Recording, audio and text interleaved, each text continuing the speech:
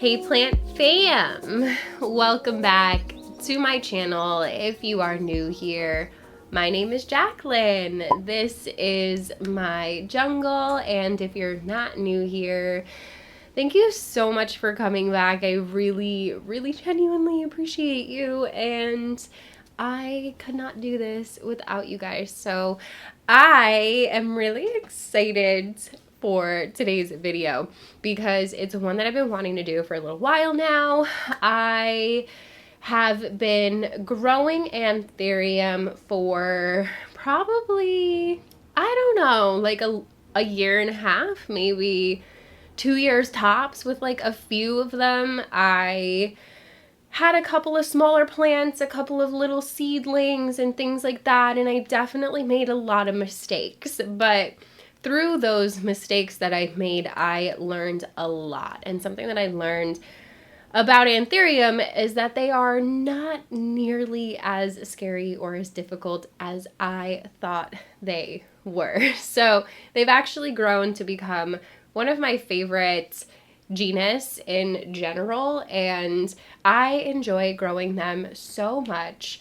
They grow so fast, they upsize so fast, and they are such beautiful, unique, very like goth girl plants. And I don't know why it took me so long. The only thing that held me back was that in my head I made them seem so scary and so difficult. So I thought that I would make a video today in case you're feeling the same way, sharing a lot of the things that I have learned, all of my tips and tricks to getting the anthurium to thrive, how to diagnose an issue that you're having in your anthurium collection, and all of that jazz, because I'm hoping that I can help you guys get over that fear if you have a similar one as I did, because I wish I hadn't waited as long as I did to get into anthurium. They have brought me so much joy. They are such a rewarding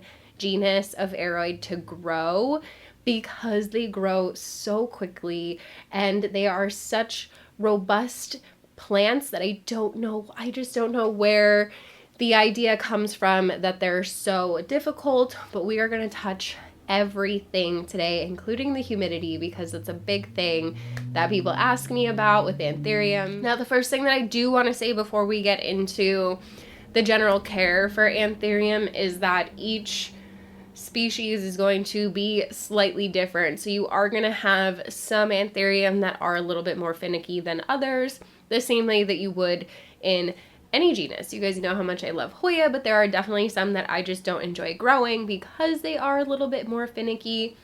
But the majority of the whole of the genus is very easy. So if you missed it, I did a video on my top 7 anthurium for beginners. I will leave it up here if you're curious about like specific ones to start with. But of course, I also wanted to do a full care video for you guys just to cover all of the basics. I've been getting a lot of questions, and let's get into the answers that I have for you. So the first thing on my list that I always talk about is lighting. And lighting with anthurium are different than most other aroids, if I'm going to be honest with you guys. Majority of my plants, especially Hoya and Philodendron and Monstera, they love that bright indirect light. Anthurium, however, do not want bright light. They actually are more of like a shade loving plant. So I keep them in, obviously not low light. If you guys know me, you know low light is not a thing. No plant likes low light. There are some plants that will tolerate low light and they won't die, but they don't like it and they don't want it. So I've done videos on this in the past, the whole low light myth. If you guys are interested in that, I have gone in depth about it for sure. But they are more of like what I would call a medium light plant. So they're not a high light plant. They're not a low light plant. They definitely border on more of like the higher light side, but you don't want them to be in bright indirect or bright direct light for extended periods of time. So you can see there's lots of anthurium behind me. tons. And the lighting that I'm currently using for them is actually a track light that goes along the top. I did a video covering that. They are from Soltech, and I absolutely love them. My plants love them as well. So they are a good distance away from the lights, and the lights are not insanely strong either. I can leave everything that I talk about today linked down below for you guys, including the grow lights that I use. The rest of my anthurium on the other shelves to my side here have the Barina T5 lights, which I really love because they're not super duper bright. They're a really nice light for your plants in general, and I use that for the smaller, more like in-between seedlings that aren't really large yet. Usually when they get really big, they outgrow those shelves and I have to move them. So when it comes to lighting, you definitely want to make sure that you're not giving them too much light. Their leaves will start to get lighter, like kind of sun bleached. And I don't know about you guys, but I love a dark leaf anthurium, so I definitely do not, and just like a nice deep green, like a dark green, I definitely do not want them getting any lighter than they already are. So for that reason, since I don't necessarily have different strength grow lights for my anthurium, they're just mixed in with the rest of my plants, I actually have the lights, the Soltech lights behind me here on a shorter timer. So normally all of my grow lights go on at 8 a.m. and then they go off at 8 p.m. But these ones go on at 8 a.m. and they go off at 6 p.m. So they do have just a little bit shorter of a period of time that they're getting the light. So I have noticed that that's been working totally fine for me. I would love to know in the comments below what you guys do for lighting for your anthurium and if it's different than the rest of your aeroids, and how you go about that. There's lots of dimmable grow lights on the market. A lot of the Soltech lights can be dimmable, so that might be a good option for you if you're, looking for a way to kind of tone down the light. But if there's no way for you to tone it down a little bit, then definitely having the lights on at least just for a shorter window of time will definitely benefit your anthurium if you don't have as much control over how bright it is.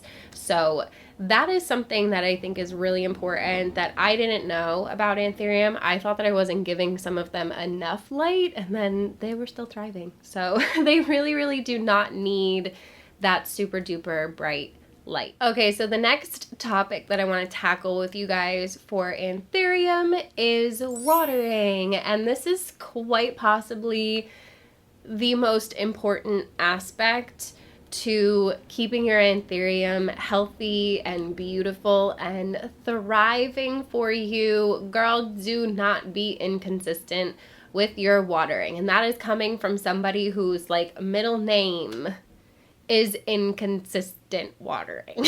Okay, underwatering. Sometimes I even accidentally overwater things because I forgot that I recently watered it and then I water it again. So something that has really benefited me, especially since moving here and having everything in one room, is staying on top of a watering schedule, keeping track of, hey, I watered everything on Monday and it's been a week, so I should probably check and make sure that they don't need to be watered again. Something that I do that I find very helpful is I keep everything in clear pots, and I do keep all of my anthurium in a chunky soil mix. We will get to that, but something that I really love about this setup is that you can see there's moisture still in the soil of this plant. So therefore, she does not need to be watered quite yet. So I will wait until I don't see any signs of moisture inside of the pot, and then I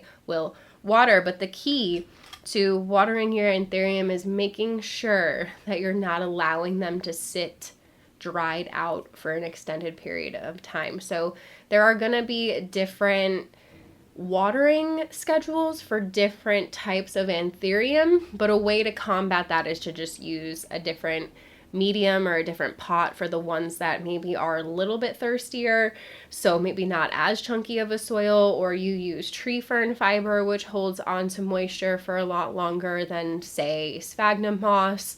So there are definitely options for that, but just for the sake of trying to keep it simple today, I'm going to tell you the same thing that I tell for most plants. When that plant gets to anywhere between 80 to 100% dry is when you need to water. So they don't necessarily need to stay moist all of the time. That's not always great for plants either. They do benefit from a very brief dry period. And when I mean brief, girl, and what I mean by inconsistent watering is that if you're gonna wait until it's 100% dry and then water, that's what you have to do every single time you water. You can't then randomly start deciding that you're not gonna give it a dry period anymore, because you might shock your roots and you might confuse your plant. They will acclimate to your care and what you do for them. And if you're noticing that one plant just does not do well, like I have, my Bessier, she's a cranky one. If you don't keep her consistently moist, she's not a very happy camper. So one of the ways that you can tell whether or not you're keeping your anthurium well watered and consistently watered is whether or not you have the brown crispy leaves. So I have one of my anthurium Doc Block Michelle's here as an example, because she does have this little brown crispiness going on at the end of the leaf there, and that is usually what it's going to look like. So if your leaves are looking like this, if you're getting the brown crispy tips, the brown crispy edges, it is usually, majority of the time, because you have been inconsistent with your watering, usually under watering, and that is why that will happen. However, this is from being repotted. So sometimes that'll happen as well. When you repot your plants, it is normal for them to have a little bit of stress, and maybe the watering just, obviously going from one medium to another one or to a larger pot where it's going to hold on to the moisture for a little bit longer. It just takes a little bit of an acclimation period for the plant to get used to its new home, its new environment, its new setup. So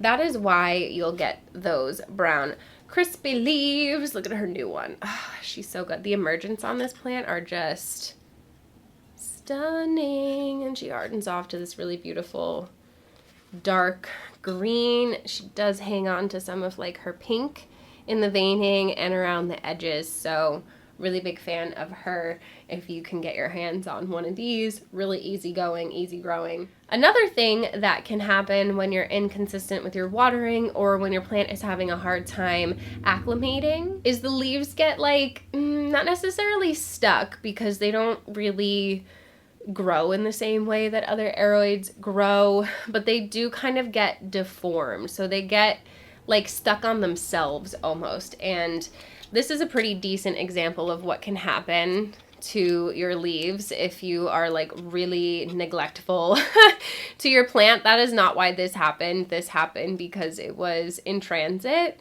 when this leaf was brand new. So it just kind of did not do well. And then this new one came out shortly thereafter, but it was still acclimating to my environment. So you can see she kind of got a little bit damaged here, a little bit deformed, a little bit kind of stuck coming out. So it's not necessarily that they get stuck in the sheath, but as the leaf itself is forming, sometimes it just doesn't stretch out properly if it doesn't have the right moisture levels. So you definitely want to make sure that you're keeping consistent with your watering, so that not only are you not getting browning leaves, but that you're not getting these kind of stuck, deformed leaves. This is my Anthurium papilliminum X Carla Blackier from Woohoo Tropicals, and this leaf would have been chef's kiss if that didn't happen. But I'm pretty sure that the only reason why it happened on this one is just because it was a newer plant to my collection. I did just repot it and uppot it as well.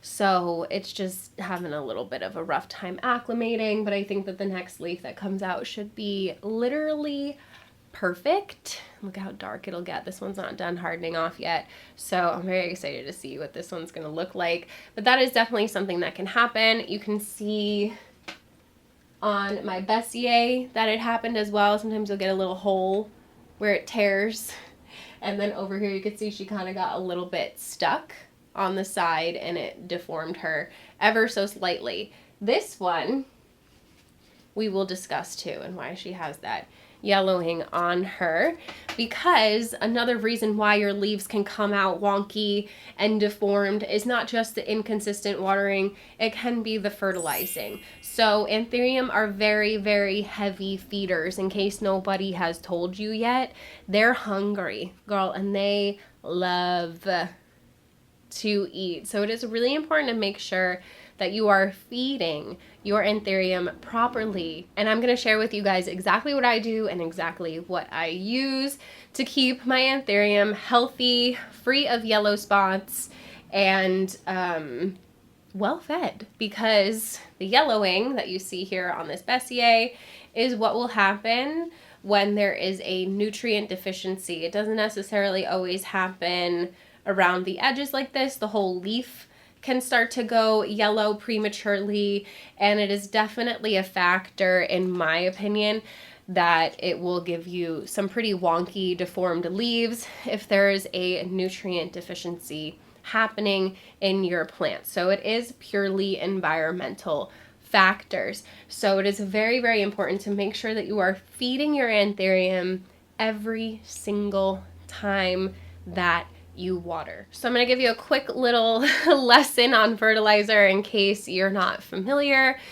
NPK, nitrogen, phosphorus, and potassium are the three main ingredients in fertilizer. And that is not something that you want to do every single watering. You can very easily over fertilize and burn your plants if you do that. So I do it about once a month in the growing season, once every few months in the off season. And the one that I use is instant plant food, although they are so small batch that I actually might need more. It's like not enough. But it is any just general NPK is gonna be fine. You can find all of that information usually on the back of a fertilizer. If you're confused, you don't know if a fertilizer is NPK or if it's just more of a soil conditioner or extra supplementary minerals like calcium and magnesium that are not usually traditionally in regular fertilizer.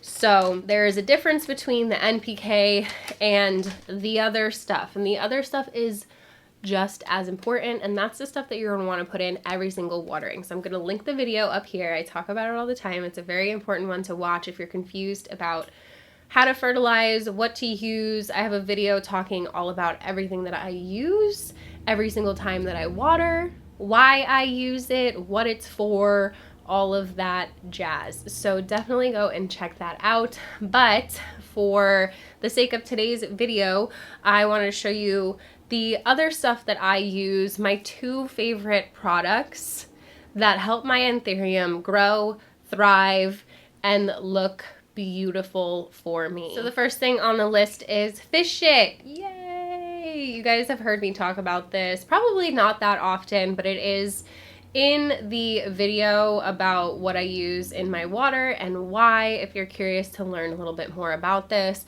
This is not your standard fish emulsion. Words.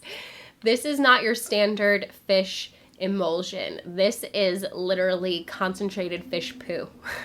It is not just fish tank water with a little bit of poo in it. It is highly concentrated, sustainably and ethically sourced fish poo.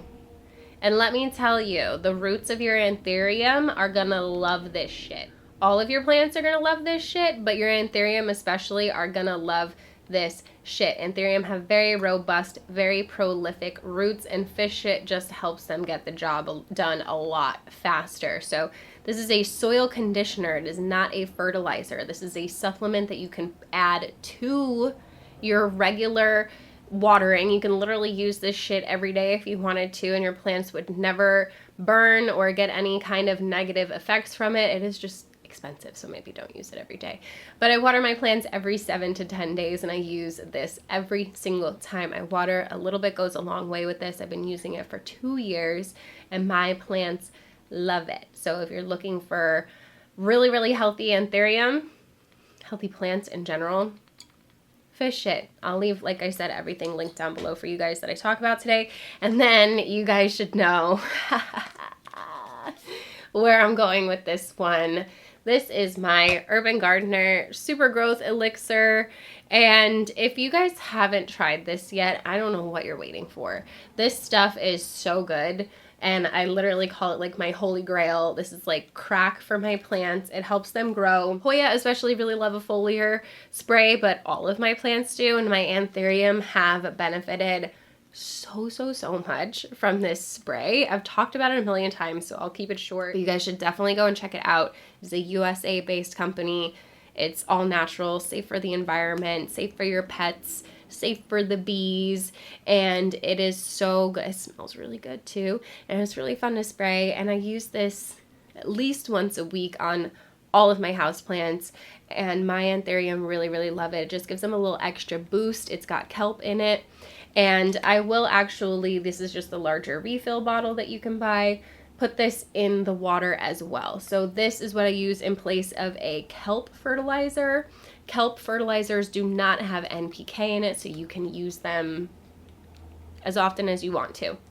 The NPK is the one that you want to be careful with, and make sure you're not using it too often, because that's how you're going to get chemical burns on your plants, and you definitely don't want that. So I will have all this linked down below for you guys. 10 out of 10 recommend. If I were to tell you 2 things that you need to add to your routine to get your plants to grow faster and better for you, would be the Urban Gardener Super Growth Elixir and the fish shit. But like I said, make sure you go and check out that other video if you're curious to just know a little bit more, a little bit of a deeper dive into this stuff. So let's just recap really quickly so that you can very easily diagnose an issue. Brown, crispy leaves is usually inconsistent watering. Deformed leaves is also from inconsistent watering. It could be acclimating to its new environment, or you're not fertilizing it enough. Yellowing leaves is also from under fertilizing. That is a nutrient deficiency. I also recommend a calcium, magnesium to add to your water. But like I said, please don't feel overwhelmed by all of this information. If you need to know more, go and check out that other video. It should be very helpful. I intended for it to be very helpful, so hopefully you find it helpful. I just said helpful like 7 times. Okay, so the next thing that I want to cover is the question that I get the most, and that is about humidity. People tell me all the time I do not have high humidity in my home, so I can't grow anthurium. And let me just see what this hygrometer says here. It says it's about 74% in here, and that's with the humidifier not even on. I think this is a small room, and there's a lot of plants in it, and it is summertime, so it is pretty naturally humid in here. But I do run my humidifier pretty much like 24/7. I will leave the humidifier that I have grown to love more than any other humidifier down below for you guys, including these humidifier drops, which you absolutely need. I keep on trying to tell people not to be afraid of humidifiers. If you use these drops, you will not have to clean your humidifier as often as you think you do. So humidity, big scary humidity, I think, is what keeps a lot of people away from anthurium. And like I mentioned in the beginning of the video, each different species is it's going to vary slightly. So there are some that prefer higher humidity, and then there are others that honestly you can acclimate to your regular home humidity and they would be totally fine. That's why I always recommend seedlings. If you're worried about humidity, start with little babies, because if you grow them out as babies in your environment, then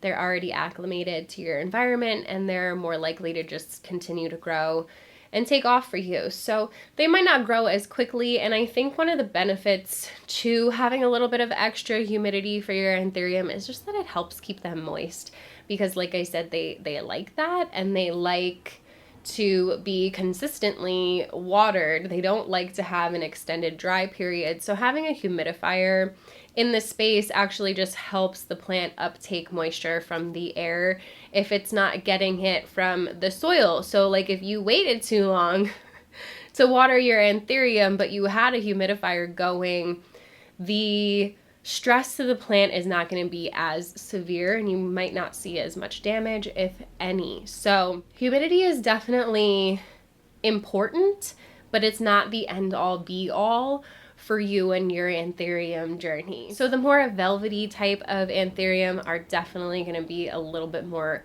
humidity loving. I say it all the time. Anytime you have a more like soft velvety leaf in any plant, Hoya, philodendron, like any of them, they usually are a little bit more picky. The only plant that I don't find that to be true with is the Peperomia incana. It's super fuzzy, and it's like the most hardy, easygoing peperomia that we've had one for years, and we've killed like every other peperomia we've ever had in this home.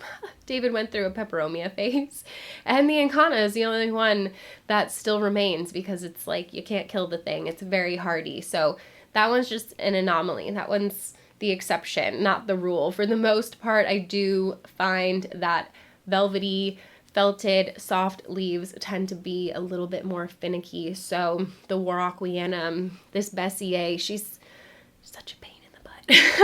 Definitely would benefit from that extra humidity, but I know plenty of people, and plenty of people online have said they've been very successful growing a lot of the more basic anthurium that I mentioned in that video earlier about easygoing anthurium for beginners can absolutely be acclimated to 50 to 60% humidity. As long as your home isn't like chilling at 30% like 24/7, they're gonna be fine. And if you do have that issue and you don't want a humidifier, girl, pebble trays like inside of a closed container, you'd be surprised. I have a lot of my baby anthurium in my, what is this cabinet called from IKEA? The little greenhouses, Ackerbar, the Ackerbar greenhouses from IKEA. They have like a larger one and a smaller size one. I have those with pebble trays, little plastic trays with pebbles, and I just keep a little bit of water in the bottom of the tray and all the plants just sit in it. They're not sitting with what we call wet feet all the time, because you don't want them to be wet all the time, but they're sitting on the pebbles and the water level is just below the surface of the pebbles. So the plants are next to the water as it evaporates. It goes up into the air and it will increase your humidity slightly. So I do have a video where I did that. I weather stripped my Ackerbar, I put in the pebble trays, all that jazz, and that is something that I do for my smaller anthurium before they're ready to come out of there. So if you're looking for ways to up the humidity without a humidifier, there are definitely ways. Obviously, a cabinet is also a great way to do that. That's very aesthetically pleasing in your space. So if you're not on board with having a humidifier in your home, there are other ways that you can up the humidity for your plants. The issue with anthurium though is that they get really big. They get really big, and they can get really big really fast if you know what you're doing, and they're gonna outgrow that container very, very quickly, that cabinet very, very quickly.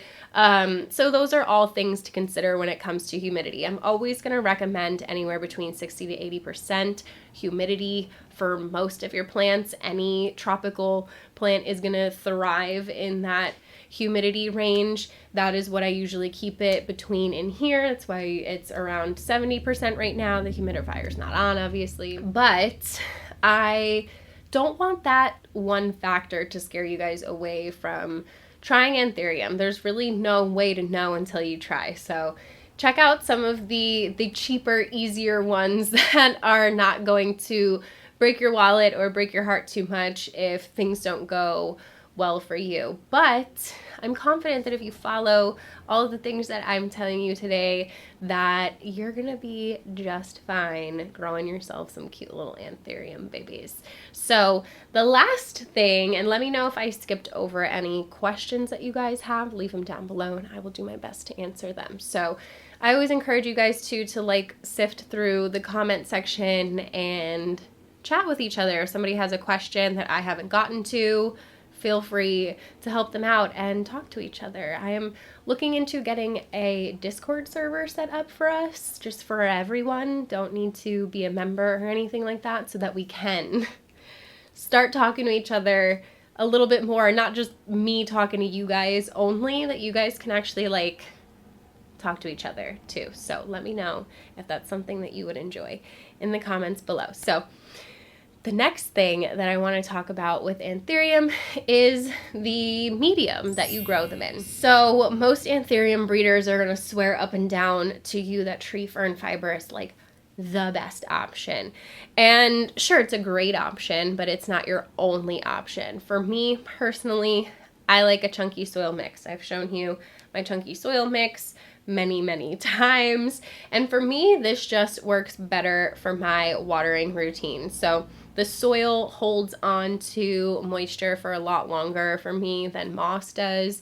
I do still have a lot of them, these larger ones, in moss perlite because that's how they came to me and they need to be repotted. I think that's part of the reason why the Bessier is having nutrient issues when none of the other ones are, because to a degree, but she's the worst one. Like I definitely accidentally skipped a fertilizing or two, and you don't want to do that. So I think because she's still in moss, that the moss is just like not holding on to those nutrients the way that soil does. So soil has its own like microbiome that goes on in there, and I'm very much like a, I don't know what the word for it would be, naturalist, where if they grow in soil in nature, like that's how I want to grow them in my home as well. So I'm a big soil girly. I'm not a big hydro girly. I'm not super into that stuff. If you are, that is totally fine. No hate, no shade. I don't think that there's one right way to do things. Everything kind of depends on you and your environment and the way that you care for your plants. So for me personally, like I said, I don't want to water them twice a week. So having them in a more soil-based mix helps keep them moist for longer, but then having the little chunks in there also just helps aerate the roots, because the roots, you guys, the roots on anthurium are so robust and they're so prolific. They grow like crazy. Like, which one was it? I was looking at this one before I started filming. I repotted her just a few weeks ago and she's already given me this gorgeous new leaf. This is my anthurium Pap Woo 6 crossed with Ace of Spades Dark. She's my favorite in case you've missed it, because look at her. Her leaves will harden off to be like almost totally black. This one's not done yet. It's gonna be so big.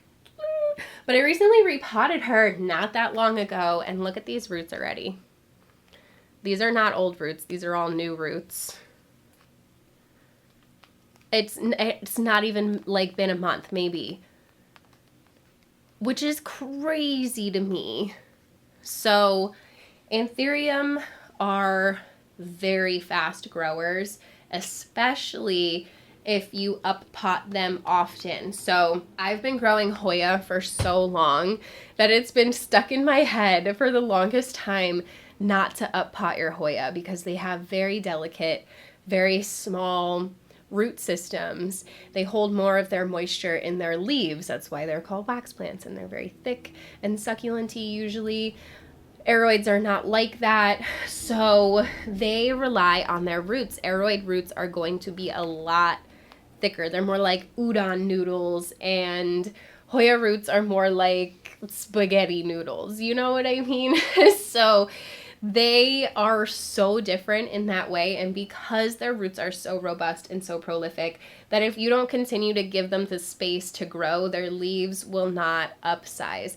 So every single new leaf on your anthurium should be larger than the last one. If your new leaf is not larger, which was the last one? This was the last one. So we had this guy, then this guy is only slightly larger. Look how small it was. And this guy. I'm so obsessed with this plant, and it's been so easygoing too. I love papillium. Really, really great plant. Really great if you can get yourself a pap hybrid. I find them to be really, really hardy. So up pot your anthurium as often as possible. If your leaves are not sizing up, it needs to be up potted. So as soon as I see that the leaves have grown significantly on any of my anthurium, they're going up a size. And you can even up pot them more than you would think you should without needing to worry that it's going to be overwhelming for the plant, because a lot of the time you don't want to go more than just like an inch or two larger than what you've already got. But to be completely honest with you, with anthurium, it does not really matter. You can throw a teeny tiny little seedling into a giant pot of dirt and it's gonna be fine. It's not gonna die, it's not gonna rot, the roots aren't gonna get overwhelmed. If anything, the roots are gonna be like, I'm free, and they're gonna take off and go crazy. So it is the exact opposite mentality of growing Hoya. So if you're a Hoya head like me and you're just starting to get into anthurium, you gotta like reprogram your brain into understanding that it is okay to significantly up pot your anthurium. They will love it. They will get so big so fast. So if you don't want your plant to get really big because you don't have the space for it, then you can definitely keep them in a smaller pot for longer. You're just gonna need to like feed it more, because the more roots that the plant has, the hungrier your plant is gonna be. So you just wanna make sure that you're giving it enough. That is definitely something that I learned recently about anthurium, and since then I've gone on a repotting spree. We've repotted like literally almost every single anthurium in this room in my collection that was ready to be up potted, and I still have much more to do that I'm probably gonna do with you guys in another video, but I've just been really loving it. These plants are so rewarding. If you're looking for a plant that's just gonna grow very quickly and upsize very quickly for you, you're missing out. Let me tell you, you're missing out on anthurium if that is something that you love. They grow fast and they get big. Girl, some of these I've had for not even that long, and they were just little babies, and now they're so big that I don't know where to put them all. So definitely something to consider, something to think about. And I hope that all of these tips and this chat that we could have about anthurium care and all the things that I've learned over the last few years can help you guys not be afraid to try these plants out. So definitely go and check out that other video, like I said, if you're interested in like exactly which specific types of anthurium I recommend for beginners for you to start out with. I go in more depth about that in that video. This one's already like 40 minutes long, so I'm gonna shush and hope that this was so very helpful for you guys. Again, let me know in the comments below if you have any more questions that you feel like I did not answer for you, or something that you need more clarity on. I am more than happy to continue to do more in-depth videos about specific things about anthurium the way I have about Hoya. If you're a Hoya girly, I have a whole entire playlist called Hoya Care, and I started one for anthurium that this will go on along with the previous video I mentioned, and all videos that we do about anthurium care after will go there. I try really hard to keep my playlists and my videos organized for you guys. I've got over 4 years worth of content here on YouTube. So I always encourage you to definitely like sift through those playlists and see if there's anything that you've missed. If you're newer here, I've been doing this for a while, girl. So I may have already answered some of your questions in previous videos. So definitely, if you're newer here, go and check those out. I'm never gonna be mad at you guys for binge watching some of my videos. It definitely helps me out, and I hope that it helps you guys with whatever questions you do have. I always say I'm not an expert and I'm not a botanist, and somebody corrected me recently, and shout out to you. I'm sorry, I forget who it was exactly, and they were like, you know, the definition of an expert is somebody who knows more than the average person about a topic, and I'd say that you know more than the average person about plants, so that makes you an expert. And I'm like, that's a solid point. That is a solid point. I might not have a degree in botany, but I sure as heck have learned a lot over the years, and I like to share that with you guys and hope that we can all learn together. So if you enjoyed this video, you should definitely give it a thumbs up. Don't forget to subscribe so that you don't miss videos from me in the future, so that we can continue to grow and thrive together and learn from each other. I don't know, this video makes me so happy. I just really love sharing this information with you guys and hope that it can help encourage, even if I just encourage like one of you to go and get an anthurium and you end up loving it, that would make me so happy. I've done that a million times over with Hoya. I get messages constantly and comments constantly about how I got people into Hoya, and I love that, and I hope that we can get there with anthurium